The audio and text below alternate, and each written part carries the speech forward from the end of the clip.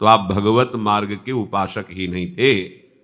वासना के अभाव में इस मार्ग में कदम रखा और वासना जहां घेरी तहां छोड़ दिया। इसलिए भगवान कह रहे हैं कि कोई एक प्रयत्न करता है भगवत प्राप्ति का, चलते हैं हजारों में कोई एक, हजारों चलने वालों में कोई एक प्रयत्न करता है। इसका तात्पर्य एक तरफ प्रियालाल है, एक तरफ संसार के भोग हैं और आप मार्ग में चलने वाले पथिक हैं। आपको प्रियालाल चाहिए या भोग चाहिए? माया आपको भोग प्रदान करेगी, भक्ति आपको प्रियालाल प्रदान करेगी। अब आप अपने को देखिए, आप किस मार्ग के पथिक हैं। जहां आपके सामने भोग रूपी दाने माया ने फेंके तो आपकी दबी हुई महत्व बुद्धि जागृत हो गई और आप भोगों को स्वीकार कर लिया, तो आप प्रियालाल के मार्ग के पथिक नहीं, आप भोगों की प्राप्ति के लिए आराधना कर रहे थे, फिसल गए। आप अपने कल्याण के लिए, प्रेम तो बहुत ऊंची बात है, आप अपने कल्याण का भी निश्चय नहीं किए हुए थे। इस मार्ग में आते ही हैं, कोई संसार के दुखों से क्लांत शांत होकर भगवान की शरण लेता है, तो उसे विचार करना चाहिए कि जिन भोगों को हम चाहते हैं वो भोग तो किसी न किसी के पास बहुत है, उनको तृप्त हो जाना चाहिए, पर वो तृप्त नहीं हुए, तो मुझे विचार के द्वारा वो वासना, वस्तुओं के अभाव की भावना, इसका त्याग कर देना चाहिए, नहीं आगे गिरा देगी। जिस किसी भोग में तुम्हारा हृदय द्रवित हो रहा है तो विचार विवेक के द्वारा आप उसे दबा दीजिए, नष्ट कर दीजिए अंदर ही अंदर। अगर वो वासना बनी रही तो आपको प्राप्त होगी, क्योंकि आप अध्यात्म मार्ग में चल रहे हैं तो आपके अंदर शक्ति आएगी, वो आकर्षणकारी भोग सामग्री आपके सामने आएगी और आपने महत्व बुद्धि कर ली है, सुख बुद्धि कर ली है, तो आप फिसल जाएंगे। आपका प्रयत्न भोग भोगने के लिए नहीं हुआ है, ये भगवत प्राप्ति के लिए हुआ है। आप देखो कैसे उपासक हो, भोग सामग्री सामने आई तो प्रियालाल को छोड़ दिया, भूल गए प्रियालाल को, यह आपकी बहुत बड़ी गलती है। इसीलिए हजारों चलने वालों में कोई एक प्रयत्न करता है, फिर हमारा सारा प्रयास होता है पाखंड का।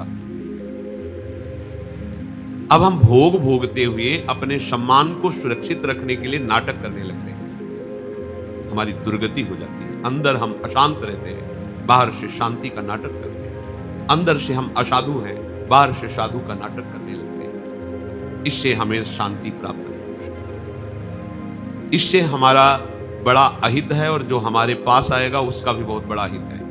यदि हमारी ऐसी वृत्ति है तो श्री हरिराम व्यास जी महाराज कहते हैं, आप न जानत कही न मानत, अजहू गुरहीन करत अशैलो, आपुन बिगरी बिगारत औरन, ज्यों जल नाये काचो घैलो, जुग जुग जन्म जन्म याही ते, अजहू न भर्यो विषय को थैलो, व्यास बचन माने बिनु जाने, नरक परेगो ऐलो पैलो। बिनु विवेक वैराग्य भक्ति बिनु सत्य न एको मानो, भगवत विमुख कपट चतुराई, सो पाखंड नहीं जानो। महापुरुषों के वचनों को मानो। विवेक वही है जो असत वासना को विचार के द्वारा रोक ले, उसे भस्म कर दे।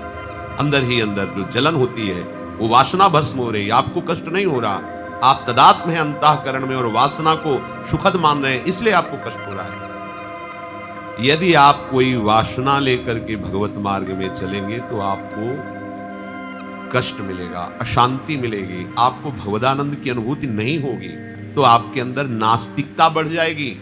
अरे कुछ नहीं है, नाम जप में 20 वर्ष से जप रहा हूं, कुछ नहीं है, भक्ति में बहुत करके देख लिया, वैसे ही अशांत है। चलनी में गैया दुहे, दोष दैव को दे, हरिगुरु कहो न माने। बात समझिए आप। ऐसे हमारी वृत्ति बिगड़ जाती है कि सारा का सारा हम प्रयत्न वासना निपटाने में नहीं लगाते, वासना को छुपाने में लगाते हैं। बस बहुत सावधानी की जरूरत है। विषयीन हाथ बिकाए नहीं रिझवन भतार के।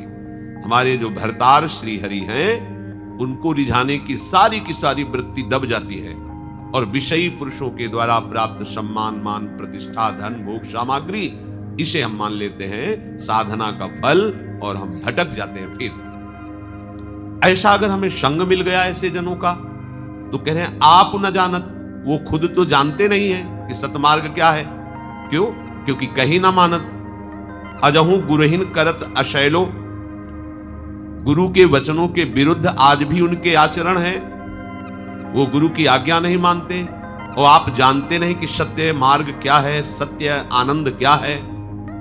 तो आपुन बिगड़ी बिगारत औरनी, खुद तो बिगड़े हुए हैं और जो उनके समीप आ जाते हैं उनको भी वो बिगाड़ देते हैं, सतमार्ग विहीन कर देते हैं।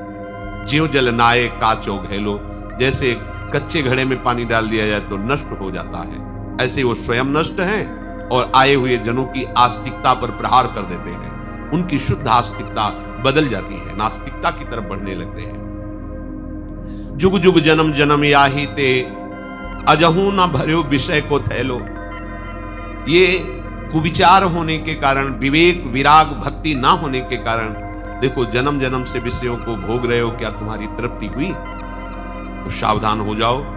व्यास वचन माने बिनु जाने, नरक परेगो ऐलो पैलो।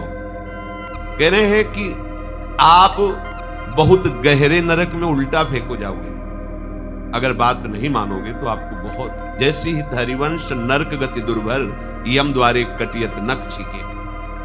सावधान हो जाइए। क्या करें फिर? तो निष्काम हुए जो श्याम ही गावहु, साचे साचे साधुनि में तुम साचे साधु कहावहु। निष्काम हुए जो श्याम ही गावहु, बिनु लीने जो नाचहु तुम, प्रेम भक्ति फल पावहु। दाम कामना हरि नाम को गुण, लगे न कोटि रिझावहु। इंद्री जीत हुए अजित ही मन दे, तन धन सुख बिसरावहु। विमुखन के द्वारे उजकत ही, मुख जिन हरि ही दिखावहु। निष्काम हुए जो श्याम ही गावहु। अगणित दोष रोष तृष्णा मह, कृष्ण ही कहा लजावहु। आशा बंधन ते नंद नंदन, व्यास ही बेगी छुड़ावहु। निष्काम हुए जो श्याम ही गावहु। अगर दुर्भर गति नरक से बचना है, बार बार जन्म मरण क्लेश अशांति रोग, कैसे कैसे भयानक कष्ट है, अविद्या से ग्रसित होने के कारण आपको दिखाई नहीं दे रहे। ये जगत ज्वालम, ये जगत आग है। कामाग्नि, क्रोधाग्नि, लोभाग्नि सब जल रहे हैं। और ऐसी माया है कि उनको ये जलन भी सुखद लगती है। भाग नहीं रहे, प्रभु की तरफ नहीं भाग रहे। ये जगत ज्वालम। अगर शीतलता मिलेगी तो सीतई सुपद मकरंदई समयतु, युगल सरकार के शीतल चरणारविंद का आश्रय लो, तो ये ज्वाला तुम्हें स्पर्श नहीं कर पाए। और कोई वासना के अभाव में, वस्तु के अभाव में, अगर आप हमारे पास धन नहीं, हमारे पास सुख सामग्री नहीं, नारी मुई घरी संपत्ति नासी, मूड मुड़ाए भय सन्यासी, तो फिर आप सतमार्ग में नहीं चल पाएंगे। जहां आपको विषय सामग्री माया फेंकेगी, वहीं आप उसमें लिपट जाएंगे और परमार्थ में चलना भूल जाएंगे। इसलिए मानते हैं हृदय में वासना है, पर क्रियात्मक वो अपना प्रभाव न दिखा पावे, तभी तो साधक हो। अगर क्रियात्मक प्रभाव दिखा रहा तो साधक किस बात के, फिर तो संसारी हो। साधन पथ में चलने वाले उपासक के हृदय में वासना हो सकती है, अनेक जन्मों से उसी में रहा है, स्वभाव संस्कार बना हुआ है, पर वो अपने गुरुजनों की वाणी, शास्त्र वाणी और भजन के प्रभाव से उस वासना को क्रियान्वित नहीं होने देता, सहता है। दास्ति छस्व भारत, सह जाओ उसको। जहां वो सहने लगता है तो उससे असली मार्ग हृदय में दिखाई देता है। यह है परमार्थ। जब तक सहन नहीं करता तो परमार्थ मार्ग में पर्दा लगा रहता है, वो जान ही नहीं पाता परमार्थ किसे कहते हैं। जब जैसी मन और इंद्रियों की प्रेरणा हुई, उसी वेग से वो भोगों में उतर जाता है, तो उसे पता ही नहीं चलता परमार्थ किसे कहते हैं। यदि निष्कामता विवेक पूर्वक आप हृदय में धारण कर पावे तो आप सच्चे सच्चे संतों की गणना में आ जाएंगे। भगवत प्राप्ति को जो भविष्य में मानता है, नहीं, प्रभु सब काल में है तो इस समय भी है, प्रभु सब जगह है तो यहां भी है, प्रभु सब में है तो हम में भी है, प्रभु सब के है तो हमारे भी है। हमको अभी इसी क्षण प्रभु में स्थित होना है। ऐसी वर्तमान की वृत्ति लेकर उपासक चलता, समय जो लगे प्रभु जाने, लेकिन वो भविष्य के लिए नहीं टालता, वो वर्तमान में भगवत अनुभूति के लिए व्याकुल होता है। ये दृढ़ निश्चय सत्संग से होता है। आपको सत्संग मिल गया, बहुत बड़ी कृपा हो गई। ये दृढ़ निश्चय बड़े बड़े व्रतों से, अनुष्ठानों से, नियमों से, साधनाओं से नहीं होता। व्रतानि यज्ञ छंदांसि तीर्था नियमा यमाः यथा वरुंधेत सत्संगा सर्वसंगोपहो इमाम, श्री भगवान कह रहे। क्योंकि सत्संग से सर्वसंग का त्याग कराने वाला विवेक पैदा होता है। बिन सत्संग विवेक न होई। और वो विवेकवान ही विचार करता है कि मुझे इतना सुंदर अवसर मिला, अब मैं प्रभु को छोड़कर इन विषयों में नहीं रमण करता। नहीं, अंदर से स्वीकार की। आप अंदर से स्वीकृति दृढ़ नहीं किए हैं, इसलिए आप घबराते हैं। कभी ऐसा हुआ मैं फिसल जाऊं, नहीं, अंदर से दृढ़ निश्चय करो। और यह निश्चय उस समय ज्यादा जोर का होना चाहिए जिस विषय में आप कमजोर हो और वो विषय आपके संयोग में आ गया है। आपको उस समय बहुत सावधान रहना है। पर हम सावधानी को सुहा कर देते हैं और उस समय वर्तमान में उस भोग में लिप्त हो जाते हैं कि भविष्य में फिर हम सावधान होकर भजन कर लेंगे। कभी नहीं होगा। वर्तमान बिगड़ा तो बिगड़ता ही चला जाएगा, ये ध्यान रखिए। वर्तमान संभाल लिया तो भूत भविष्य सब पावन हो जाएगा। जो प्रभु की लीला का गायन करके, प्रभु के नाम कीर्तन करते हुए प्रभु के सामने नाचते हैं, केवल प्रभु के लिए कह रहे हैं कि बिनु लीने जो नाचो तुम प्रेम भक्ति फल पावो। दो भाव हैं। अभी हम भगवदाकार वृत्ति में लीन नहीं हुए, पर प्रभु का नाम लेकर उनके गुणों का गान करके नाच रहे, तो बोले प्रेम भक्ति फल मिलेगा तुम्हें।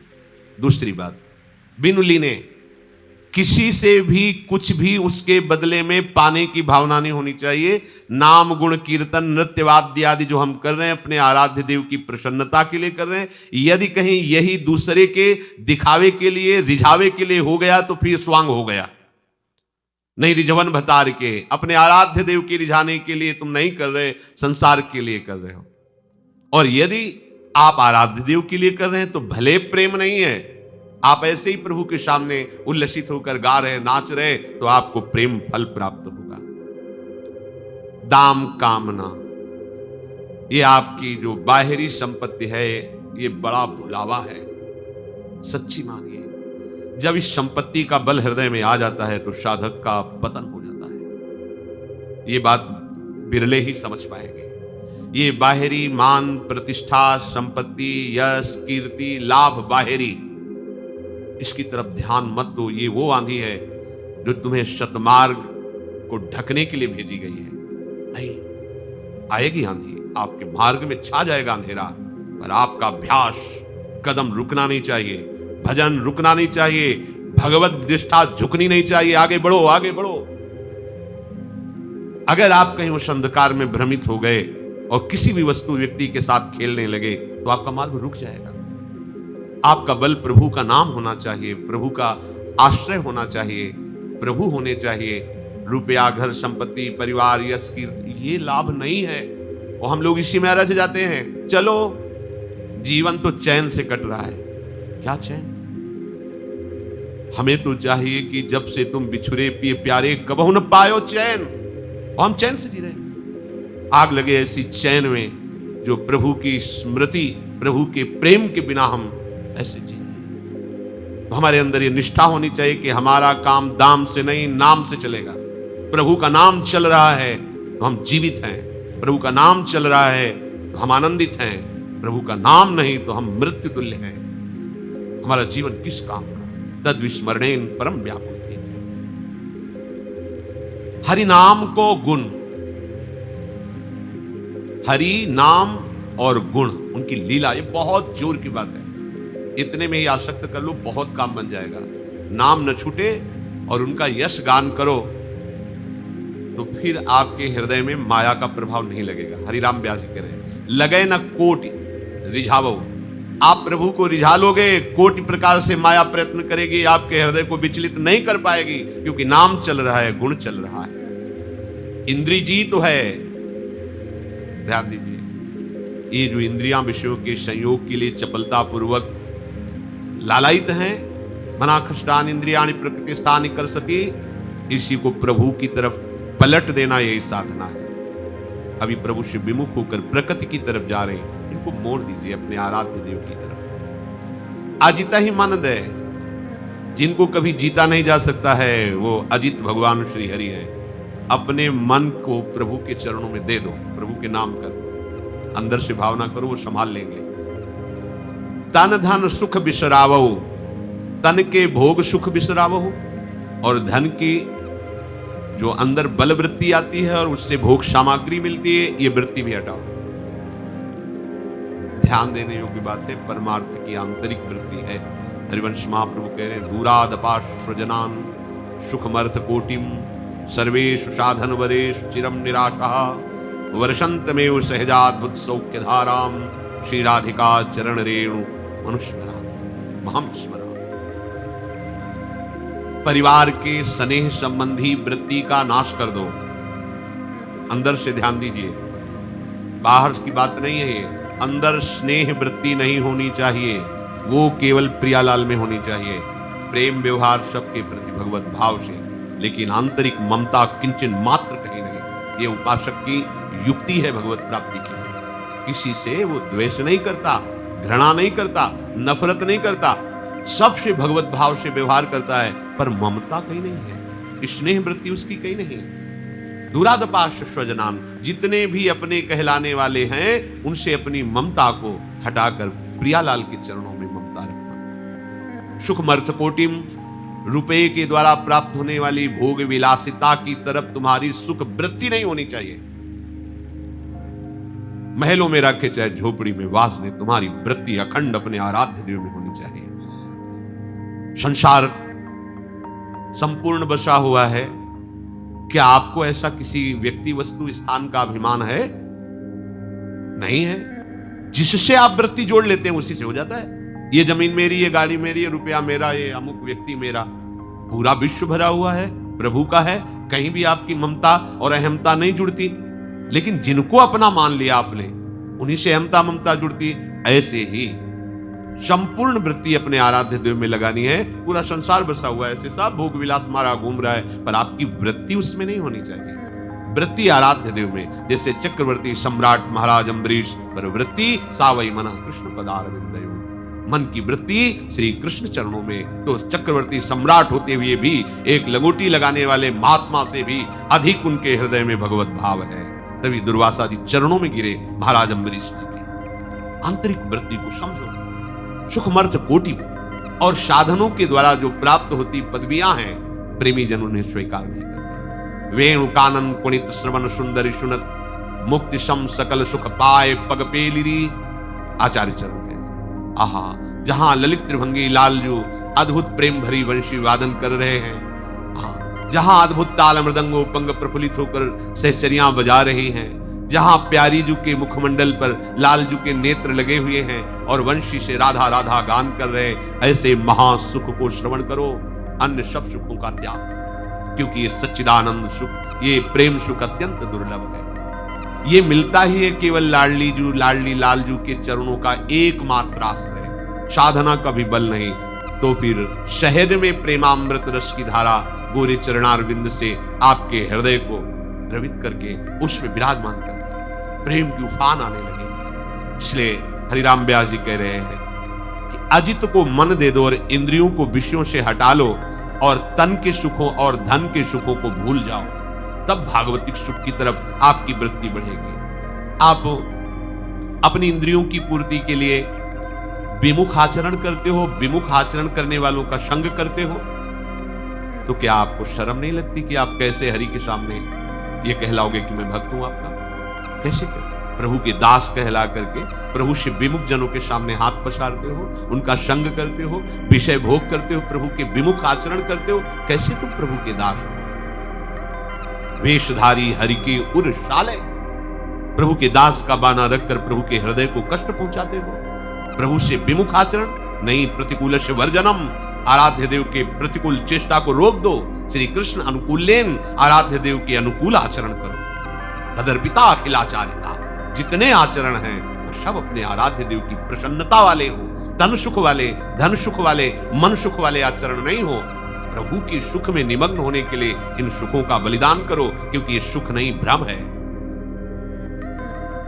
हमारे अंदर अगणित दोष हो सकते हैं, क्रोध भी हो सकता है, तृष्णा भी हो सकती है, पर आप आश्रय तत्व से विलग मत होइए।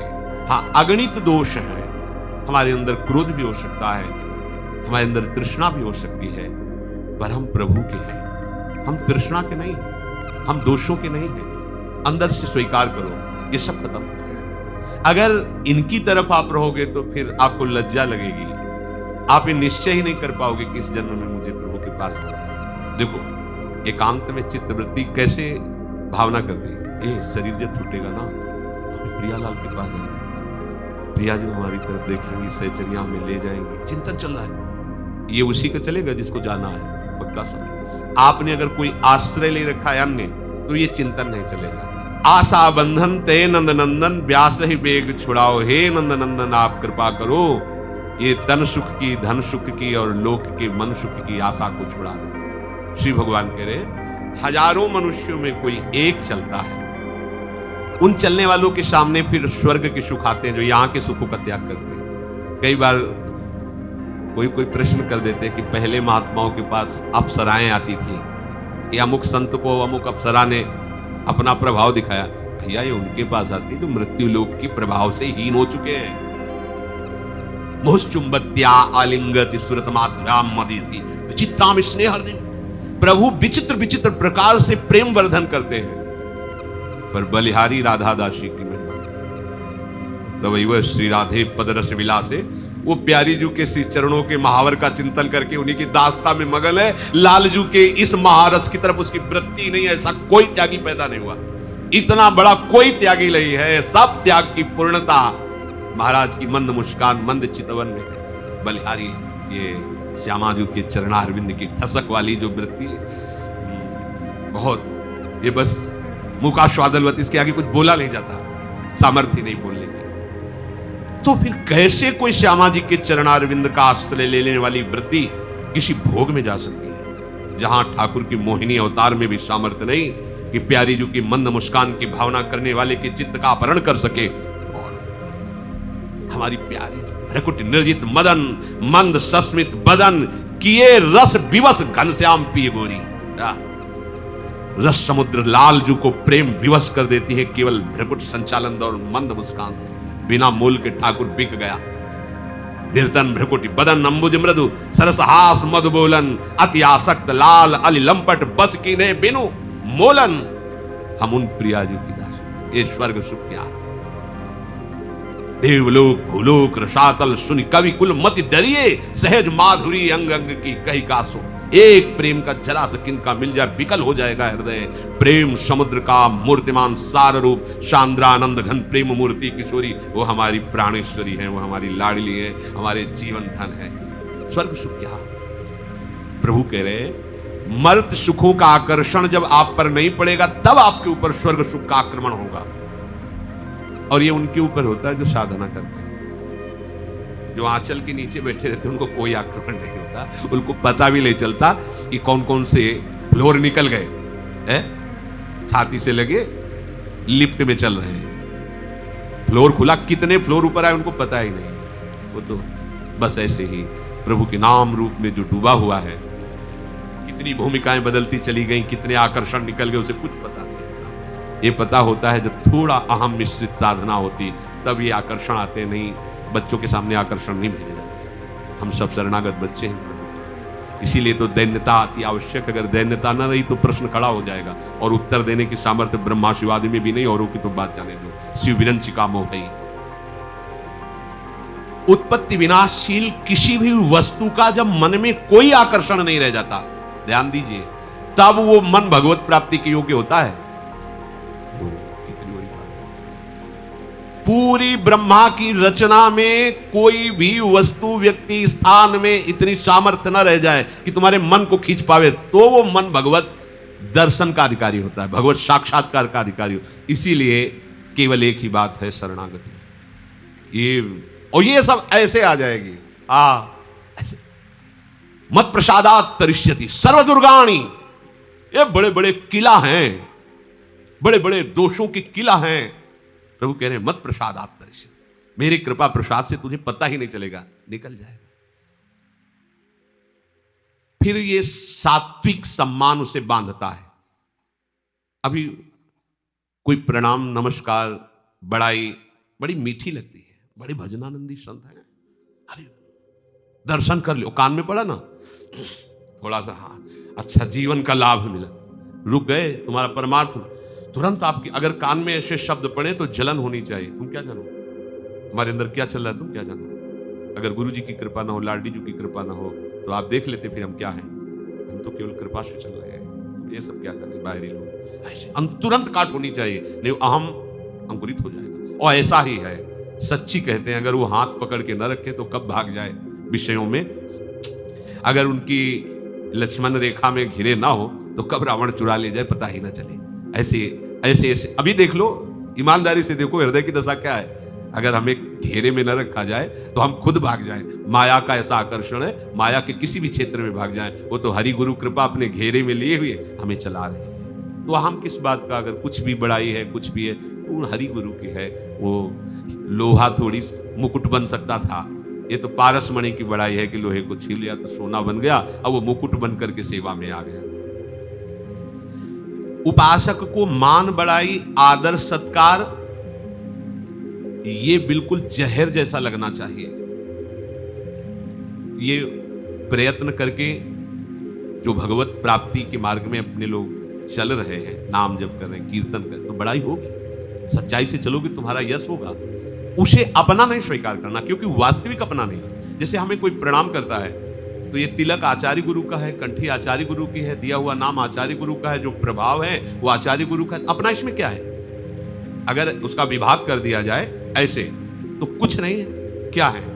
कुछ नहीं है। विचार करके देखो, कुछ नहीं है। इसलिए अहंकार तो बिल्कुल मिटिया मेट होना चाहिए। ये तब पता चलता है जब कोई हमें निंदा करता है और बुरा लगता है, तब समझ में आता है कि हमने सम्मान रूपी जहर पी रखा है। सच्ची मानिए, यदि सम्मान प्रिय नहीं तो अपमान बुरा नहीं लगेगा। प्रबुधानंद पाद जी कह रहे सम्मान ही बड़ा विष है, सम्मानम कल्याद घोर करना। ये विष पान करना बंद करो, इससे ऐसा जहर चढ़ेगा कि प्रभु छूट जाएंगे और बस इसी में लग जाओगे कि हमारा सम्मान सुरक्षित बना रहे, हमारी पदवी सुरक्षित बनी रहे, हमारा यश सुरक्षित बना रहे। भूल गए कि तुम यश गायक हरि के हो, अपने यश गवाने लगे, अपनी पूजा की भावना कर ली। अरे तुम पूजक हो स्वयं प्रभु के। हाँ, प्रभु का एक व्रत है, यदि तू मेरा यशगान करेगा तो मैं तेरा यश विश्व में फैला दूंगा। अगर तू मेरे सामने झुकेगा तो सारे विश्व को तेरे सामने झुका दूंगा। ये उनका व्रत है, ये उनका खेल है। आप अगर मान लिए अपने में कुछ तो फिर रौन दिए जाओगे, फिर भगवान की माया शक्ति आपको बख्शेगी नहीं। आगे जब कोई उपासक इससे भी आगे बढ़ता है तो फिर उसके पास भागवतिक सिद्धियां जागृत होती हैं, जो इन सिद्धियों को भी परमात्मा रूप प्राप्ति में विघ्न मान करके इनका भी त्याग कर देता है। ये बहुत ऊंचाई की बातें हैं, इनका भी त्याग कर देता है। इसीलिए कहा कोई हजारों में चलता है, हजारों में चलने वालों में कोई एक प्रयत्न करता है, प्रयत्न करने वालों में कोई एक सिद्धि की तरफ पहुंचता है, और उन हजारों सिद्धियों में कोई एक उन सिद्धियों में अरज गए जो सिद्धि से भी आगे बढ़े, वो जाकर के साक्षात्कार करते हैं। भगवत प्राप्ति में भोग और संग्रह ये बहुत परेशान करते हैं, बहुत दूरी तक, क्योंकि इनमें प्रगट सुख दिखता है। परमात्मा प्राप्ति तो ऐसा लगता है जब होगी तब सुखी होंगे, लेकिन भोग सामग्री और भोग क्रिया लगता है अभी करो अभी सुखी हो जाओ, तत्काल। जो इस तत्काल सुख में विष नहीं देखता वो गिर जाता है। अरे नहीं नहीं नहीं, अंदर से नहीं, और पुकारने लग, घबराता है, प्रभु को पुकारता है रो रो के, प्रभु ये वृत्ति क्यों आई, बचा लो नाथ, कहीं गिरा न, वो बच जाएगा। उपासक विचारवान होता है, वो विचार क्यों नहीं किया उस समय कि मैं क्या करने जा रहा हूं, क्या करना था, क्या पाने जा रहा हूं, क्या पाना था। अगर वो भोग ऐश्वर्य पर विचार कर ले तो बच जाए, पर विचार का अवसर नहीं देता है। भोग विषय बाद में विचार होता है, ये क्या होगा, वर्तमान में तो ऐसा फंसा लेगा, तदात्म कर लेगा, विचार नहीं। अगर विचार करने लगे तो फिर उसका प्रभाव कम हो जाएगा। इसीलिए विचारवान बनो, कोई भी कार्य करने के पहले विचार करो। यदि कहीं आपके अंदर ऐसी प्रवृत्ति भोग वाली है तो परमात्मा प्राप्ति बड़ी दुर्लभ कही जाती है, और यदि ऐसा नहीं, लगन सच्ची है तो बड़ी सुगम है, क्योंकि वो हमारे हैं। यही बात समझना है, हमें परमात्मा प्राप्ति दुर्लभ या दुर्गम नहीं माननी। हमारे घर के हैं प्रभु, हमारे अंशी हैं प्रभु प्रियालाल, बड़े करुणा समुद्र हैं, पर हमें इधर ही दृष्टि रखनी, इधर नहीं।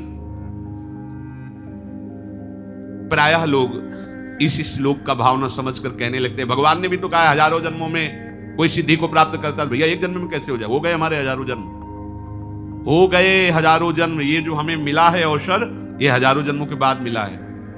मनुष्य बने होंगे पहले भी, कुछ ना कुछ भक्ति रही होगी, ऐसा नहीं कि भक्ति सुने आज ही तुम्हारे अंदर भक्ति जगी। ये जन्म जन्मांतरों का खेल है, करते चले। आज आप जो प्राप्त कर लिए हैं, हमने ये नहीं कहा कि प्राप्त करोगे, समझ लो बड़े बड़े महापुरुष वृंदावन का दर्शन, वृंदावन का आश्रय, वृंदावन का वास मांगते हैं। 60-60 हजार वर्ष तपस्या की ब्रह्मा जी ने कि गोकुल की कोई घास बना दे। आप सोचो, आप मनुष्य बनकर वृंदावन रह रहे हो, लाडली जी ने आपको कितना दिया है, कैसे हो तुम कि अभी ये बात स्वीकार नहीं कर पा रहे कि आपको क्या मिला है। न जाने कितने जन्मों की भक्ति का क्रम वर्णन किया गया है, क्यों इतने जन्म इनकी उपासना, इतने जन्म इनकी उपासना, तब ब्रजमंडल के ब्रजेंद्र नंदन की उपासना, फिर उसके फलस्वरूप ये रास विलास की उपासना। हमको तो सीधे मिल गई लाडली लाल के चरणारविंद की दासता की वृत्ति। अब हमें ये नहीं मानना कि हमारे 1000 जन्म होंगे, हमारा आखिरी जन्म है पक्का। बोले आप में तो साधन होगा, इसलिए साधन की बात नहीं, यहाँ हमारे लाडली जी की मुस्कान नहीं कहूं न रिस कहूं भूल हो न हो सकी, इस बात पर भरोसा है। और ये है कि हम तो इस काबिल नहीं थे, पर प्यारी जी ने बुला लिया तो कंजूस तो है नहीं हमारी स्वामी जी, क्योंकि करुणा कर उदार राखत कछ नसार, वो उदार दाता है। अब तो बस श्री जी मिलेंगे, अब तो हमें श्री जी निश्चित मिलेंगी, हमारा आखिरी जन्म है, बस ये आपके हृदय में गूंज जाना चाहिए। प्रभु कह रहे हैं कि अन्य योगों से, अन्य मार्गों से ये वस्तु नहीं मिलती। जैसे कर्म योग है तो उसमें शांत आनंद की प्राप्ति होती है, शांत आनंद, किंचित मात्र शांति नहीं, समस्त कर्म बंधनों से मुक्त करके एकदम शांत, जो अपने भक्ति भाव में पहली शांत भाव है ना, कर्म योग से प्राप्त होता है शांत भाव। फिर ज्ञान योग से प्राप्त होता है अखंड आनंद की प्राप्ति, शांतानंद और ये अखंड आनंद की प्राप्ति। इसी अखंडानंद को निजानंद भी कहते हैं, ज्ञानानंद भी कहते हैं, ब्रह्मानंद भी कहते हैं। ब्रह्म शतचित आनंद स्वरूप है। ऐसे ही मम साधर्म मागताः, वो ब्रह्मविद ब्रह्मवि भवति, वो सच्चित आनंद में डूब जाता है। यद्यपि निजानंद की प्राप्ति बड़ी कठिन है, पर जिसको प्राप्त हो जाते उसमें कोई कमी नहीं रहती, पर उसे प्रेम प्राप्त नहीं होता। और भक्ति योग से अनंतानंद की प्राप्ति होती है, यह है प्रेम। शांतानंद कर्मयोग, अखंडानंद ज्ञान योग और भक्ति योग का परिणाम प्रेम आनंद, ये अनंतानंद है।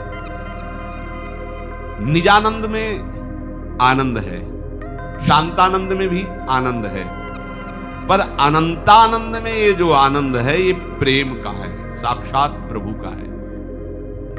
प्रभु के समीप रह करके उनके साथ प्रेम क्रीड़ा में मगन रहे, ये आनंद और कहीं नहीं है। प्रभु हमारे नित्य समीप हैं और हम प्रभु के समीप प्रतिपल उनकी सेवा में हैं, इससे बड़ा कोई आनंद नहीं। जैसे ध्रुव जी को जब परम पद मिला, इसकी सप्तऋषि परिक्रमा करते हैं, भागवत में पढ़ के देख लेना, असंतोष हुआ उनको, बड़ी जलन हुई, मैंने क्या मांग लिया, ऐसे सौंदर्य समुद्र प्रभु की सेवा न मांग करके मैंने परम पद मांगा, प्रभु से अलग। बैठे, बड़ी महिमा है सब, लेकिन सेवा में हर समय उनकी कृपा दृष्टि मिलती है, उनकी दुलार मिलता है, उनकी समीपता, और कभी मरना नहीं, कभी बिछुड़ना नहीं, प्रभु के समीप, प्रियालाल के समीप रहना। भावना भी नहीं कर सकते यदि शरणागत सच्चे हृदय से नहीं। और ये भावना बनने लगी तो मृत्यु ऐसे लगता है, मृत्यु कोई भय थोड़ी लगता है। जैसे है कि अब कल जाना है हमको, अमुक अपने किसी प्रेमी रिश्ते नातेदार के यहाँ तो होता है ना, कुल सर तैयारी रखना हो, कल हमें 8 बजे जाना है, बिल्कुल फिट, ऐसे ही तैयारी हर समय फिट रहती है, हमें जाना है श्री जी के पास जाना है, अपनी लाडली जी के पास जाना है। तो मृत्यु या रोग या कष्ट ये कोई दुखद थोड़ी लगे, तो तैयारी है प्रियालाल के पास जाने की। मरने से सब जग डरा मेरो मन आनंद, कब मरी हो कब भेटी हो पूरन परमानंद। हमारे अंदर प्रियालाल की आवश्यकता जग जाए, कल्याण मोक्ष ये सब महामहिम है, पर हम प्रेम मार्ग के पथिक है। हमारे हृदय में प्रियालाल की भूख पैदा हो जाए, आवश्यकता, ये किसी ग्रंथ और पंथ से नहीं होगी, ये होगी प्रेमी संत से। कहो कृपा उपजे के भांति, दुरस्कन संग फिरो दिन रात। प्रियालाल को जो आरती पसंद है तो हितजू महाराज कहते हैं, भक्ति कर दीप और प्रेम कर बात। बोले आरती ब्रज जुवत जूथ हम अनुभव, ये आरती बहुत अच्छी मिलेगी कहाँ, किस बाजार में? बोले नहीं, ये तो साधु संगति करी अनुदिन रात। भगवत प्रेमी महात्माओं का रात दिन सानिध्य रहे, फिर प्रेमाशक्ति प्रकट हो जाएगी, जो शांतानंद और अखंडानंद से भी ऊंचाई पर विराजमान अनंतानंद है। ये प्रियालाल का प्रेम, हमारा लक्ष्य है प्रियालाल का प्रेम। तो बोले कल्याण और मोक्ष ये तो बीच के स्टेशन है, निकल गए, ये बीच के हैं। कोई वहीं शांतानंद में उतर करके तरफ हो गया, कोई अखंडानंद में, लेकिन ये प्रेम उपासक इनको भी क्रॉस करके आगे निकल गया अनंतानंद में। ये आगे निकलने की सामर्थ्य आचार्य चरणों के बल से आती है। जिसके हृदय में आचार्य निष्ठा नहीं है, आचार्य वाणी के प्रति ममत्व नहीं है, वो ये नहीं क्रॉस कर पाएगा। ये तो बहुत ऊंचाई के स्टेशन है, पीछे ही भोग है, स्वर्ग आदि तक के लोगों के भोग सिद्धियां यहीं बहुत से मार्ग के गिरा दिए जाते हैं। इसलिए प्रभु करें, हजारों में कोई एक चलता है, चलने वालों के हजारों में कोई प्रयत्न अपने कल्याण का करता, उन हजारों में कोई एक सिद्धि प्राप्त करता, उन सिद्धों में कोई ऐसे वर्णन कर रहे हैं। जैसे कल वर्णन कर रही थी उमा भगवती अम्बा, ऐसे धर्मात्माओं में कोई वैराग्यवान, उन वैरागियों में कोई ज्ञानी, ज्ञानियों में कोई जीवन मुक्त में कोई ब्रह्मलीन, उनमें भी सबसे परम दुर्लभ बात है माया और मद रहित भगवान का प्रेमी महाभागवत। ये सबसे, और ये दुर्लभ मार्ग अपने को मिल गया है। तो हर समय नाम जप छूटे ना, और प्रियालाल के गोरे सांवले चरणारविंद का भरोसा न टूटे, निश्चित भगवत प्राप्ति हो जाएगी। जो हमने संतों के चरणों में बैठ करके अनुभव किया कि भगवत प्राप्ति सहज उसी को होती है जिसको भरोसा दृढ़ हो गया प्रभु पर। भरोसे पर अगर आपकी वृत्ति टिक गई है तो फिर वो आपके वृत्तियों को नहीं, रात न प्रभु चित चूक किए की करत सुरत सय बार है की, और इसको मेरा भरोसा है, मम भरोसा, बस बात। अगर ये बात आ गई कि हम प्रिया, तो हमें लगता है कि प्रियाजू के चरणों का भरोसा करने वालों को तो संशय ही नहीं होना चाहिए। क्योंकि हरि तो कभी कभी गुस्सा भी कर जाते हैं, बहुत बार समझाया, समझ में नहीं आता तो फिर अवश्य में वो भोक्तव्यम कृतम कर्म शुभम भोगो। लेकिन श्री जी की कभी ऐसी कोई वृत्ति नहीं पाई गई कि फिर तुम भोगोगे, ऐसा। श्री जी देखो, और कहीं तो किसी पर गुस्सा होते पाई नहीं गई, थोड़ा लालजू पर कभी कभी मान करते पाएंगे। कैसा मान है? अप्रेक्षे कृत निश्चयापि रुचिरम वीक्षेत कोड़ते। श्री जी कहते हैं आज से नियम लेते हैं, कभी इनको देखेंगे नहीं। आज से नियम लेते हैं, कभी इनको बोलेंगे, इनसे बात नहीं करेंगे। आज से नियम लेते हैं, इनको कभी छुएंगे नहीं। और कह रहे हैं सखियों से कि आज से हम नियम लेते हैं, इनको कभी देखेंगे नहीं। अप्रेक्षे कृत निश्चयापि रुचिरम वीक्षेत। हित सजली जो कह रही, कितनी भोरी है, नियम भी बोल रही है और देख भी रही है लालजू की तरह। ये है इनकी गुस्सा, हमारी लाडली जू की गुस्सा देखो। अप्रेक्षे कृत निश्चयापि रुचिरम वीक्षेत दृक्कोणते मौने दाढ़ मुपाश्रिते पुनिकदेवतामेव याहित्य। सुनो, इनको बोलो कि निकल जाएं, और नियम लिया कि बोलेंगे नहीं।